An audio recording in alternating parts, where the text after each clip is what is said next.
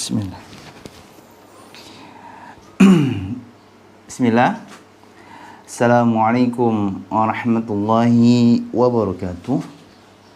Innal hamdalillah nahmaduhu wa nasta'inuhu wa nastaghfiruh wa na'udzu billahi min syururi anfusina wa min sayyiati a'malina. Man yahdihillahu fala mudilla lahu wa man yudlil fala hadiya lahu. Asyhadu an la ilaha illallah wahdahu la syarika lah wa asyhadu anna Muhammadan abduhu wa rasuluh sallallahu alaihi wa ala alihi wa ashabihi wa man tabi'ahum bi ihsanin illa yaumiddin wassalamu tasliman katsira. Amma ba'du. Pemirsa Akhyar TV dimanapun berada, kita dalam pertemuan sore hari ini insyaallah akan melanjutkan kajian rutin akidah dari kitab Aqidatu Ahli Sunnati wal Jamaah. Ya. Kitab yang akan memandu kita untuk bisa memiliki keyakinan terhadap Allah Azza wa Jalla dan terhadap rukun-rukun iman lainnya sesuai pemahaman dari sahabat Nabi dan para sahabatnya radhiyallahu anhum. Kalau kita ingin menjadi seorang ahli dalam bidang memasak, maka ikutilah cara yang diajarkan oleh orang yang ahli memasak. Ikutilah pola pikir orang yang ahli memasak. Kalau kita ingin ahli dalam olahraga, diantaranya mungkin sepak bola, maka ikutilah atlet yang sudah mahir dalam sepak bola. Bagaimana caranya memahami gerakan kaki, bagaimana caranya memahami postur tubuh dari pihak lawan, memahami strategi yang diterapkan oleh lawan. Cara pandang akan menentukan sikap. Ketika memiliki cara pandang yang salah, maka sikap pun akan salah. Maka milikilah cara pandang atau pola pikir yang benar agar sikap kita pun benar. Ketika kita memiliki cara pandang terhadap agama benar, maka insya Allah cara beragama kita dan sikap pun akan benar. Termasuk dalam masalah akidah yang merupakan fondasi agama kita, agama Islam. Di pertemuan sebelumnya, di pekan lalu kita sudah membahas tentang pendahuluan dari pembahasan iman kita kepada Allah dan masih membahas seputar tentang tauhid. Maka kemarin kita sudah membahas tentang tauhid rububiyah beserta dalilnya. Maka sekarang kita akan bahas tentang tauhid uluhiyah, ya, uluhiyah secara detail berdasarkan dalil-dalilnya. Qala muallif rahimahullah Fadilatul Syekh Muhammad bin Shalih Al-Utsaimin rahimahullah menjelaskan bahwa kita mengimani tentang ayat Allah dalam surah Asy-Syura ayat 11 hingga 12, kata Allah, laisa kamitslihi syai'un wa huwas samiul basir. Lahu maqalidus samawati wal ard yabsutu rizqa liman yasha wa yaqdir innahu bikulli syai'in alim. Kata Allah, tidak ada sesuatu pun yang serupa dengan Allah, dan Dia Maha mendengar lagi Maha melihat. Hanya milik Allah pembendaharaan langit dan bumi. Dia mampu melapangkan rezeki kepada siapapun yang dikehendakinya dan menyempitkan rezeki kepada siapapun yang dikehendakinya. Sesungguhnya Dia Maha mengetahui segala sesuatu. Allah Azza wa Jalla sudah menyatakan bahwa di dunia ini tidak ada satupun sesuatu, baik itu makhluk berupa manusia hewan, tumbuh-tumbuhan, ataupun makhluk-makhluk Allah lainnya yang Allah ciptakan di dunia ini yang semisal dengan Allah. Tidak ada satupun meja yang dibuat mirip seperti orangnya. Maksudnya orang yang membuat meja tersebut. Si pengrajin kayu, sehebat apapun dia, ketika membuat kayu yang diolahan ini menjadi meja ataupun kursi, ataupun mungkin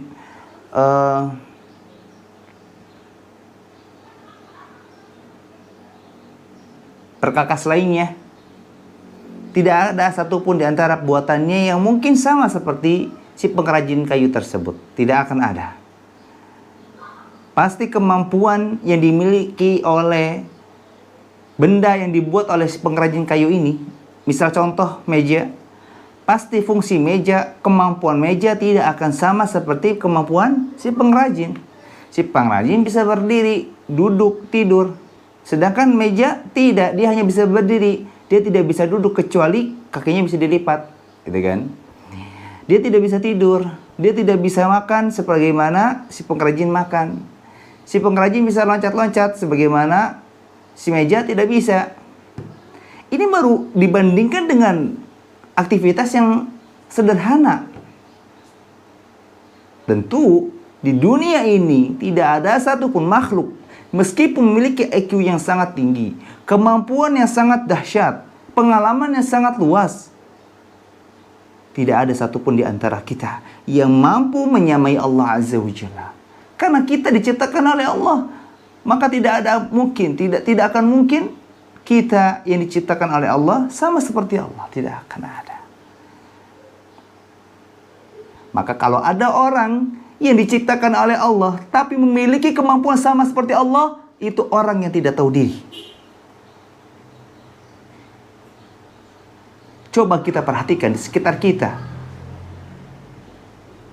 Adakah di antara kita yang mengaku dirinya bisa melakukan sesuatu yang tidak bisa dilakukan oleh makhluk Allah yang lainnya? Memiliki kemampuan yang tidak dimiliki oleh makhluk Allah lainnya. Bahkan hampir kemampuan tersebut hanya dimiliki oleh Allah Azza wa Jalla, tapi dia mampu misalkan. Mustahil. Tidak akan mungkin. Kalau kita dengar kabar bahwa ada meja, dia bisa berubah menjadi kursi, atau bisa yang meja tadinya begini bisa begini sendiri, gitu kan? Kita akan mempercayai berita tersebut. Kita di situ berbicara masalah mistis. Secara fisik, realita, apakah meja yang tadinya horizontal bisa menjadi vertikal begini? Tidak akan mungkin bisa, kecuali diubah posisinya oleh kita sebagai makhluk, sebagai pengrajinnya misalkan. Gitu aja kita nggak percaya kan? Apalagi ini ada orang yang mengaku mampu melihat sesuatu yang gaib. Nanti kita akan bahas bahwa Allah lah yang akan selalu bisa mengetahui sesuatu yang gaib, sesuatu yang tidak terlihat oleh mata. Ini ada orang yang mengaku bisa mengetahui sesuatu yang gaib dengan istilah apa? Ramalan lah, atau sugesti lah. Siapapun di antara kita yang mengaku bisa melihat sesuatu yang gaib, ketahuilah kabar tersebut seperti ketika kita mendengar ada meja yang bisa bergerak sendiri. Lucu.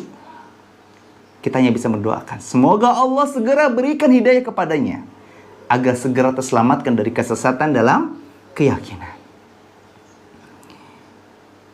Di ayat ini, dalam surat Asy-Syura ayat 11 hingga 12, Allah juga menyatakan, hanya milik Allah semua pembendaharaan langit dan bumi. Semua sesuatu yang ada di langit dan di bumi hanya milik Allah Azza wa Jalla. Apapun bentuknya. Kita bicara di sini adalah bukan sesuatu yang dibuat oleh manusia. Kalau buatan itu adalah gabungan dari unsur-unsur yang sudah ada. Kalau ciptaan adalah sesuatu yang Allah adakan tanpa adanya komponen-komponen lainnya, tanpa adanya unsur-unsur lainnya. Beda. Ya. Buat kue ada tepung, ya. ada margarin dan misalnya, semuanya sudah ada komponennya. Tapi kalau menciptakan tanpa adanya komponen yang seperti kita membuat, Allah bisa mengadakan sesuatu tanpa adanya bahan baku, tanpa adanya komponen, tanpa adanya unsur-unsur. Maka bahasa kita untuk Allah adalah menciptakan, ciptaan. Kalau manusia buatan. Ya, semua yang dibuat oleh manusia itu namanya buatan. Semua yang diciptakan oleh Allah namanya ciptaan. Ya, kita berbicara di sini ciptaan. Semua ciptaan Allah yang ada di dunia ini itu milik Allah.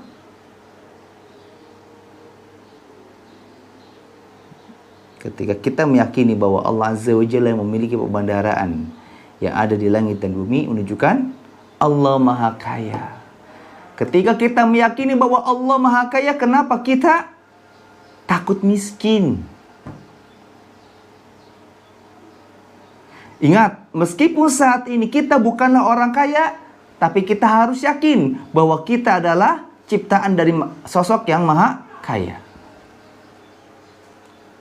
Saya mau tanya, ketika kita sebagai seorang anak yang belum memiliki penghasilan, apakah kita akan merasa khawatir kita nanti gak akan makan? Apakah kita akan merasa takut ketika sekolah tidak bisa melunasi biaya? Apakah kita akan merasa tidak percaya diri ketika kita memiliki keperluan tidak akan terrealisasi? Jawabnya tidak akan mungkin. Kenapa? Kita ingat, orang tua kita adalah orang kaya. Gampang, gak usah khawatir. Minta sama orang tua kita yang kaya. Toh orang tua kita kan kaya. Ngapain kita harus pusing? Meskipun kita sebagai anak gak punya pekerjaan, belum punya penghasilan, kita tidak akan khawatir tentang kebutuhan kita, karena kita tinggal minta kepada orang tua kita yang Maha Kaya. Maaf, yang kaya. Karena sifat mahanya untuk Allah Azza wa Jalla. Mah, pah, atau ayah, bunda, atau abi, umi. Ya. Saya ada kebutuhan ini. Ya. Saya mau beli ini. Saya ada biaya ini. Ya. Sangat mudah. Sekarang kita coba terapkan sistem tersebut, pemahaman tersebut terhadap Allah Azza wa Jalla. Kita adalah makhluk, sosok yang diciptakan oleh sosok yang Maha Kaya. Rabb kita Maha Kaya, yaitu Allah Azza wa Jalla. Mintalah sama Allah semua kebutuhan kita. Lihat Nabi SAW, hingga sendal beliau putus pun beliau minta sama Allah. Sendal berapa harganya sekarang? Harga sendal paling setidaknya sekarang 15.000 misalkan. Untuk nominal yang kecil saja Nabi SAW minta kepada Allah Azza wa Jalla. Kita gegabah, punya kebutuhan besar, minta sama Allah. Minta kebutuhan sedikit, gak minta sama Allah. Makanya tanamkan dalam diri kita, ketika kita memiliki kebutuhan, memiliki rencana, minta sama Allah agar Allah mudahkan kita memiliki kebutuhan tersebut, atau Allah mudahkan juga gitu kita bisa merealisasikan rencana kita tersebut. Dan tanamkan pada anak istri kita, suami kita. Ketika mereka minta sesuatu, tanamkan, minta sama Allah agar Allah segera tunaikan rezekinya untuk kita, agar saya bisa menunaikan keinginan kalian. Nah, kalau mau beli mainan, minta sama Allah agar nanti Allah kasih uang ke ayah, agar ayah nanti bisa memberikan mainan untuk kakak, untuk adik, untuk kamu. Mendidik anak selalu minta sama Allah, bukan sama kita. Karena kita dan dia sama-sama makhluk Allah yang maha miskin, yang sangat miskin. Sebetulnya kita tuh orang miskin. Allah lah yang memperkaya kita. Allah yang memberikan rezeki pada kita. Gitu. Makanya seorang anak yang terlahir dari keluarga yang kaya, sebetulnya dia nggak punya wibawa, dia tidak punya kehormatan. Tapi orang-orang menghormatinya, segan kepadanya. Kenapa? Karena dia memiliki sesuatu dari pemberian orang tuanya. Gak punya kerjaan tapi punya mobil. Gak punya kerjaan tapi HP-nya harga puluhan juta. Gak punya pekerjaan tapi rumahnya megah, kendaraannya mewah. Dari mana? Dari orang tuanya kan. Aslinya anak kita tuh sebagai anak miskin, tapi orang tua kita yang kaya. Sama. Semua kita tuh makhluk tuh miskin. Allah lah yang memberikan kekayaan ke kita. Kita kalau memperlakukan diri kita kepada orang tua aja begitu, apalagi pada Allah. Harus lebih diperhatikan. Terkadang kita tuh ngeh terhadap sesuatu hal, tapi kita nggak bisa menerapkan di suatu keadaan yang lain. Besar TV dimanapun berada. Ya, di sini Allah melanjutkan, Allah lah yang mampu melapangkan rezeki kepada siapapun yang dikehendakinya. Sesempit apapun keadaan hidup kita, ekonomi keluarga kita, Allah mampu melapangkannya. Sebagaimana dalam ayat ini pun selanjutnya kata Allah, Allah pun mampu menyempitkan rezeki kepada siapapun yang dikehendakinya. Selapang apapun tentang kehidupan kita saat ini, selancar apapun bisnis kita saat ini, ketika Allah sempitkan, bisa. Fir'aun aja punya harta yang sangat berlimpah, ya tidak terhitung oleh kalkulator mungkin, yang tidak cukup dengan disimpan di satu bangunan. Allah mampu menyempitkannya segala hartanya, kehidupannya sekejap mata. Dengan suatu perbuatan kejadian yang Allah hendaki untuk menyempitkan kehidupan Fir'aun, mudah semuanya menjadi sempit.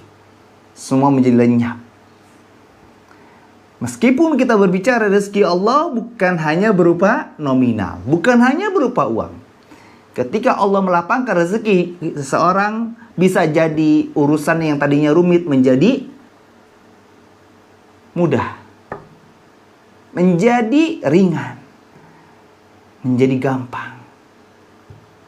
Yang tadinya mentok, ada solusi.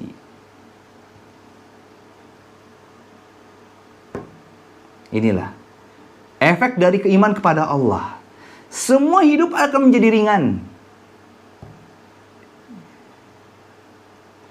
Sebetulnya konsep hidup itu mudah. Gengsi kita yang bikin susah. Pola pikir kita yang bikin susah. Kebodohan kita yang bikin susah. Nas'alullah al-afiyatu wassalamah. Dan di akhir ayat ini Allah mengatakan, sesungguhnya Dia Allah yang maha mengetahui segala sesuatu, yang nyampak ataupun tidak nampak, yang realita ataupun yang gaib. Allah tahu. Allah bisa melihat apa yang tidak bisa dilihat kita. Di pertemuan sebelumnya saya pernah mendengar bahwa jangankan sesuatu yang gaib, sesuatu yang nyata saja, pandangan kita, mungkin kita bisa melihat ke depan, tapi pandangan kita akan terbatas ketika terhalang oleh benda, misalkan tembok. Udah pandangan kita sampai itu. Kita tidak bisa melihat sesuatu yang ada di balik tembok. Tapi Allah mampu. Itu sesuatu yang nyata. Apalagi ini gaib. Maka sangat tunggu bagi orang yang mengakui tentang dirinya bisa melihat sesuatu yang gaib, dan sangat tunggu juga bagi orang yang meyakini berita tersebut. Hadahumullah. Baik, selanjutnya dalam ayat yang lain dalam surah Hud ayat 6. Allah Azza wa Jalla berfirman, ini menguatkan ayat-ayat yang sudah dibahas. Wa ma min dabatin fil ardi illa 'ala Allahi rizquha wa ya'lamu mustaqarraha wa mustawda'aha kullun fi kitabim mubin. Kata Allah, tidak ada sesuatu pun yang melata.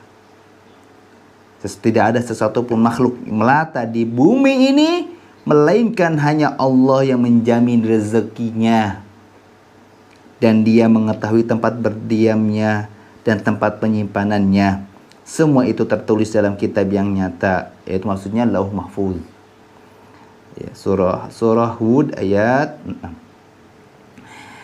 Ini menguatkan tentang ayat yang tadi, ayat sebelumnya dari surah Asy-Syura, bahwa kata Allah tidak ada satupun yang melata. Di antara yang melata semisal apa? Cicak, ular. Kita ambil contoh ular. Atau jangan ular deh kegedean, cicak deh. Ada berapa sih kemampuan cicak untuk mencari rezeki Allah, untuk mendapatkan rezeki Allah? Hanya satu, yaitu melalui lidahnya. Apakah dengan satu kemampuan ini, kemampuan tunggal yang dimiliki oleh cicak, membuatnya kesulitan mendapatkan rezeki Allah? Contoh di antara rezekinya berupa makanan? Jawabnya, tidak. Justru cicak bisa makan setiap saat yang diinginkannya. Dengan mudah dia menjulurkan lidahnya dengan tepat sasaran mengenai nyamuk misalkan. Itu pun Allah yang berikan kemampuan. Karena ini bukti dari ayat ini, kata Allah.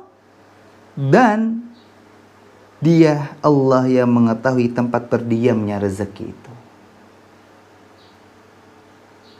Nyamuk kalau kita terbang, kena. Bahkan Allah tahu di mana rezeki tersebut disimpan. Dan ini pun menguatkan ayat ini, bahwa Allah Azza wa Jalla yang menjamin rezeki setiap makhluknya, termasuk hewan yang melata. Dan di sini Allah mengatakan, dan melainkan hanya Allah yang menjamin rezekinya. Allah sudah buktikan janjinya. Karena Allah mengatakan bahwasanya innallaha la yukhliful mi'ad. Allah tidak akan mungkin menyelisihi setiap janji-janjinya. Allah bilang Allah jamin rezeki, Allah jamin. Allah realisasikan.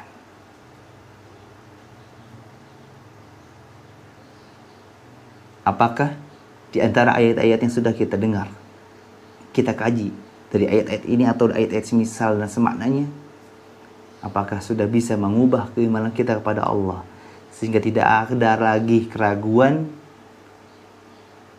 kekhawatiran, ketakutan, tidak bisa makan, tidak bisa hidup? Semoga ayat-ayat yang semisal ini, atau khususnya ayat-ayat yang sudah kita pelajari dalam kitab ini, mulai bisa menghilangkan kebodohan, kejahilan, ketidaktahuan, keraguan, ketakutan, sehingga kita bisa menjadi orang yang awalnya lemah menjadi kuat, yang tadinya tidak yakin menjadi yakin, yang tadinya lemah semangat menjadi semangat, yang tadinya pesimis jadi optimis. Karena kita hidup di dunia ini dipantau oleh Allah Azza wa Jalla.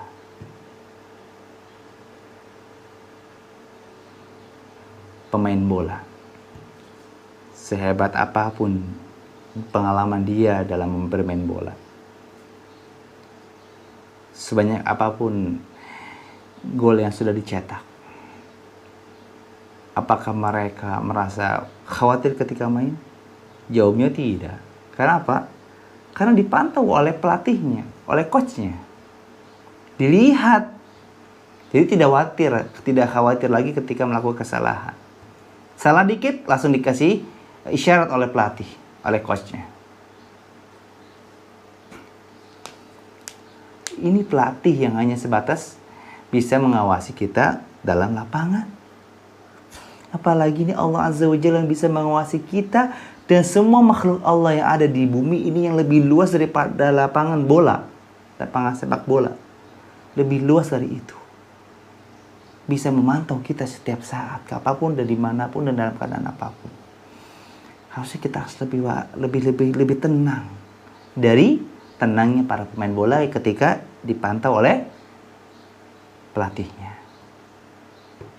Saudaraku, para pemirsa Khair TV, berbicara rezeki, pertama tidak perlu ditakutkan, tidak perlu dikhawatirkan, karena Allah memberikan rezeki kepada kita bukan dengan satu cara, bukan dengan satu bentuk. Karena ada kalanya Allah memberikan rezeki dengan cara yang kita sudah rencanakan, atau juga dengan cara-cara yang tidak pernah kita rencanakan. Dan kadang juga Allah Azza wa Jalla memberikan rezeki pada kita dengan bentuk yang kita harapkan atau dengan bentuk-bentuk yang tidak pernah kita harapkan. Ada kalanya berupa makanan, berupa kesehatan, berupa uang, berupa keadaan, kesehatan, kemudahan, dan semua hal yang membahagiakan lainnya.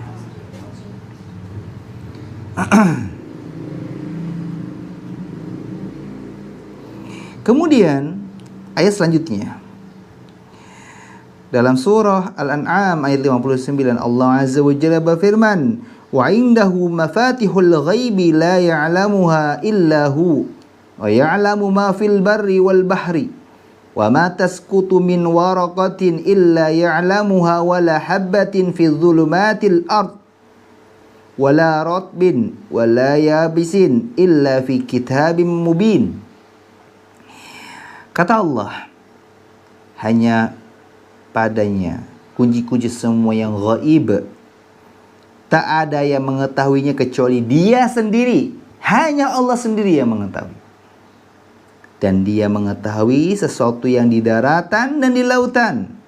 Dan tidak ada sehelai daun pun yang gugur, melainkan Allah mengetahuinya. Dan tidak jatuh sebutir biji pun dalam kegelapan bumi, dan tidak ada satupun yang basah atau yang kering kecuali sudah tertulis dalam kitab yang nyata, yaitu di dalam kitab Lauhul Mahfuz, dalam Lauhul Mahfuz, ya. Quran surah Al-An'am ayat 59. Ini menguatkan pernyataan tadi. Sebagaimana saya katakan bahwa hanya kepadanya, hanya pada Allah kunci-kunci semua yang gaib. Allah yang Maha mengetahui sesuatu yang gaib.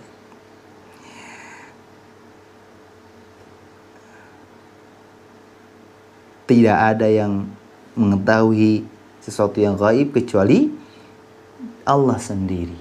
Dia sendiri. Ini pernyataan Allah. Kalau kita mendengar ada orang, tidak ada yang bisa melakukan, ya. Oh, sebentar, maaf. Misalkan kita mendengar ada orang menyatakan tidak ada satupun orang yang mampu di sini meloncati pagar kecuali saya. Ya, kalau kalian mendengar pernyataan ini dari saya, kalian akan memiliki dugaan apa? Oh, berarti memang ini adalah pagar yang sulit dilewati oleh orang-orang lain kecuali oleh saya, kan gitu. Percaya kan? Percaya. Sehingga ketika ada orang lain yang tiba-tiba mengaku, oh saya juga bisa kok, apa yang kita akan katakan? Coba buktikan. Mana buktinya? Kan gitu. Maka seharusnya ketika Allah sudah menyatakan hanya Allah yang mengetahui sesuatu yang gaib, hanya Allah yang memegang kunci-kunci gaib, ketika ada orang lain yang menyatakan pernyataan semisal Allah, maka kita katakan, mana buktinya? Ketika ramalannya salah, revisi jadi permainan. La haula wala quwwata illa billah. Sebodoh itukah kita sehingga kita bisa mempercayai informasi yang dusta semisal itu? Allahumma musta'an. Untuk mengetahui kadar kebodohan kita gampang. Kalau kita masih percaya berita-berita bodoh semisal itu, banyak beristighfar pada Allah dan memohon ilmu kepada Allah. Segera ubah pola hidupnya, pola pikirnya. Mulai rajinlah menuntut ilmu, entah menghadiri majelis ilmu di masjid-masjid ataupun di lembaga-lembaga Islam, atau bisa mendengarnya melalui media-media Islam. Agar Allah angkat kebodohan dari diri kita. Allahumma inna nas'aluka ilman nafi'an wa na'udzubika min ilmin la yanfa'. Kita lanjutkan untuk menguatkan keyakinan kita kepada Allah tentang Allah yang Maha mengetahui sesuatu yang gaib. Kata Allah, dan Dia Allah mengetahui sesuatu yang ada di daratan, yang ada di lautan. Sekarang coba kita prediksi, Di terminal ada apa? Tidak akan tahu. Tapi Allah tahu.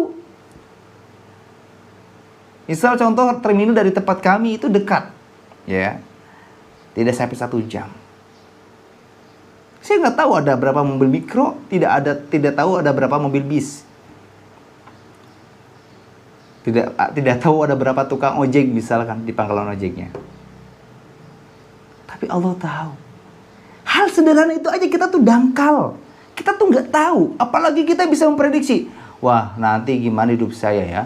Kalau saya begini terus hidup saya akan susah, saya nggak akan bisa makan, nggak bisa. Allah musta'an. Hal yang kita bisa lihat aja kita nggak tahu detailnya, apalagi ini sesuatu yang nggak pernah kita bisa lihat. Masalah apapun kehidupan kita selanjutnya itu hak Allah. Kita nggak usah ikut campur. Kita nggak usah sok tahu. Kita nggak usah menganalisa.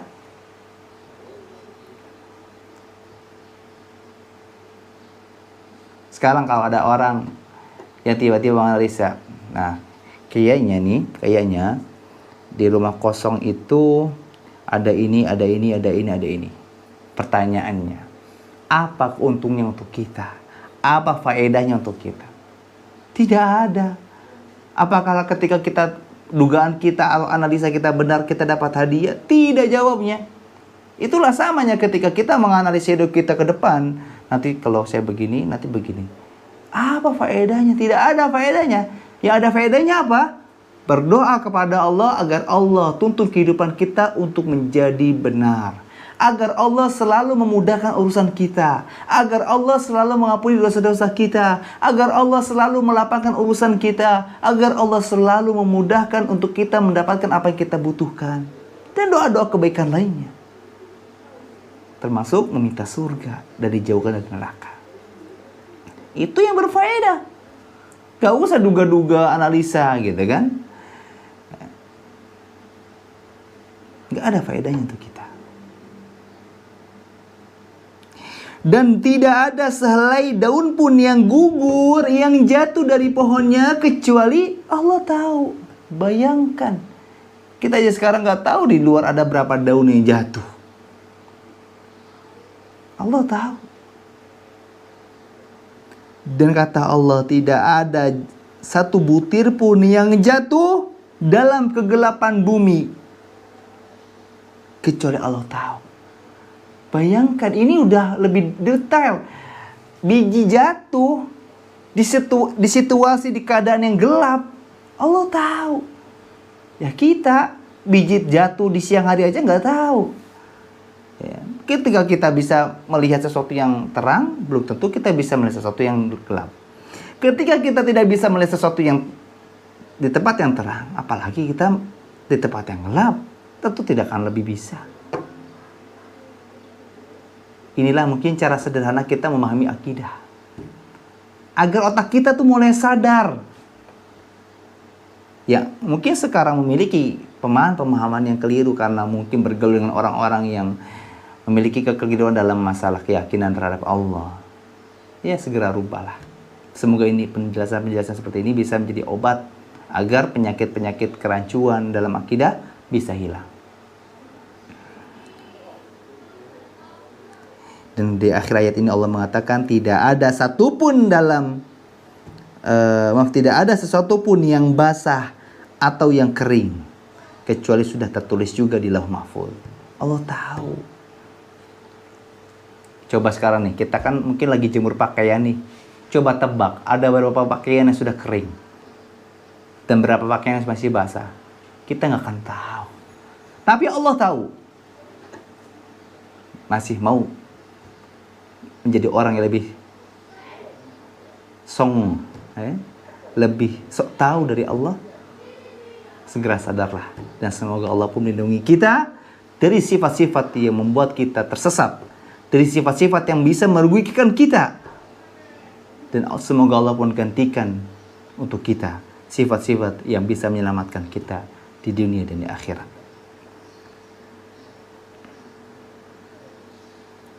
InsyaAllah penjelasan selanjutnya tentang tauhid asma wa sifat kita akan kaji, kita akan bahas bersama di pertemuan yang akan datang.